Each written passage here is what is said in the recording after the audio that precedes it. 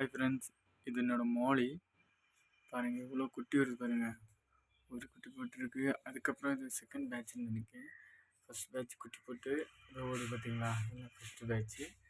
அதுக்கப்புறம் செகண்ட் பேட்ச்னு தான் இருக்குது. அடுத்து தேர்டு பேட்ச்சு இதோ அப்படி குட்டிகிட்டே இருக்குது பார்த்தீங்களா.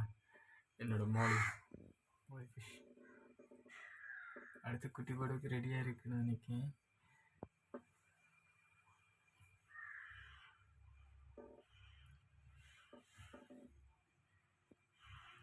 பார்த்தீங்களா மோலி. அடுத்த பேட்ச் குட்டி விட்டாச்சு.